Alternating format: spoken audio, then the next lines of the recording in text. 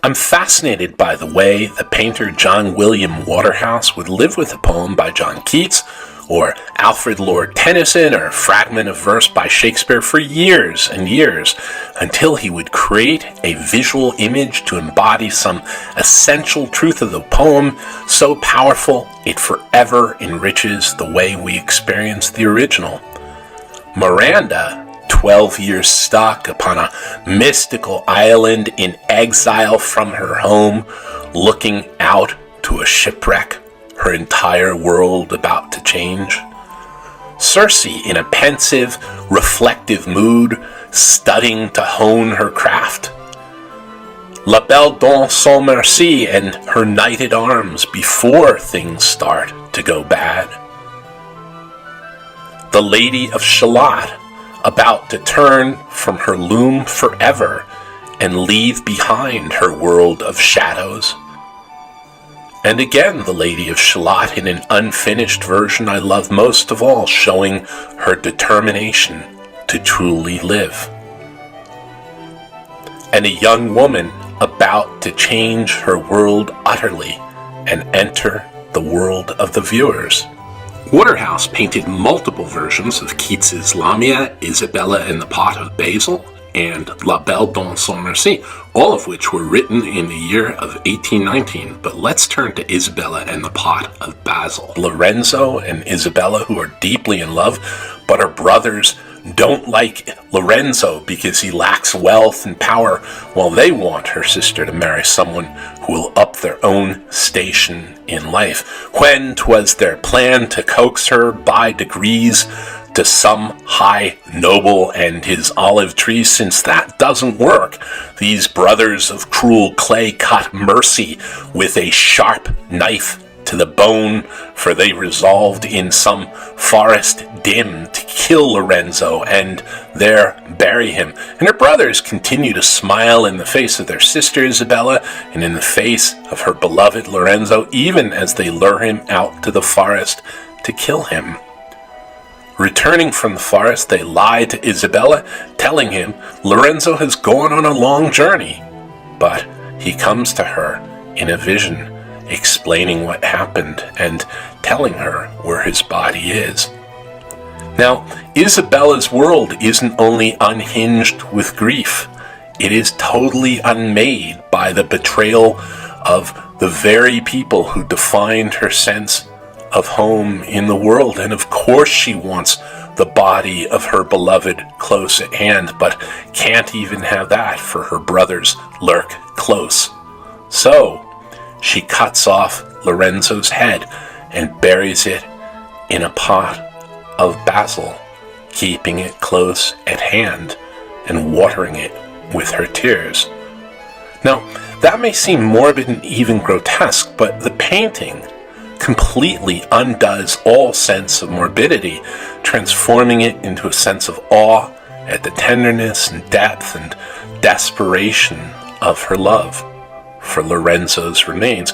But we can all understand this longing to be close to the remains of those we've loved. Waterhouse makes it so deep, though, and tender and profound, and brings it close to our hearts.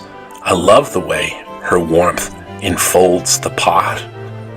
He has created an image that distills the poem into one vibrant, heartbreaking, and endlessly beautiful act of devotion and tenderness and mourning and love. This is Waterhouse's 1909 painting of Thisbe talking to her beloved Pyramus through the crack in the wall that separates their two households because parents have forbidden the match. O wall, full often hast thou heard my moans for parting my fair Pyramus and me. My cherry lips have often kissed thy stones with lime and hair knit up in thee. Interestingly, Shakespeare presents these lines in a farcical scene in A Midsummer Night's Dream. Waterhouse reclaims the scene from farce, giving Pyramus and Thisbe back the pathos of Ovid's tale of doomed lovers, which incidentally was a source of Shakespeare's Romeo and Juliet.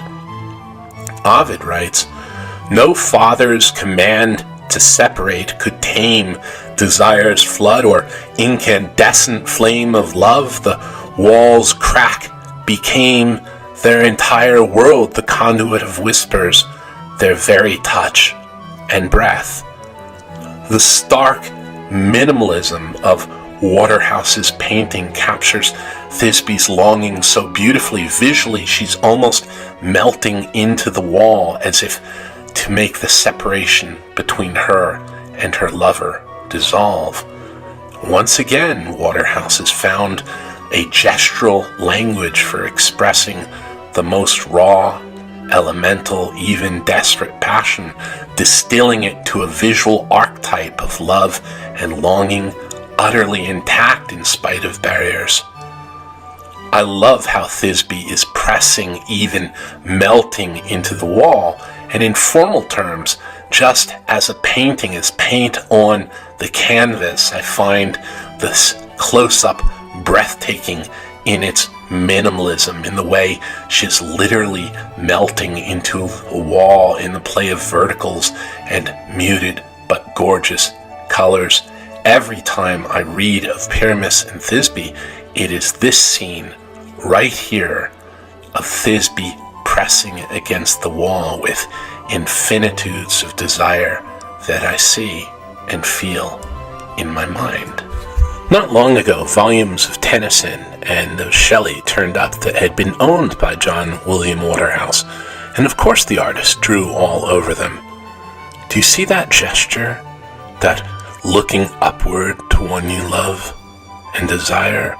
It's like we're looking into the heart of creation, into inspiring and beautiful words becoming image in the mind of an artist.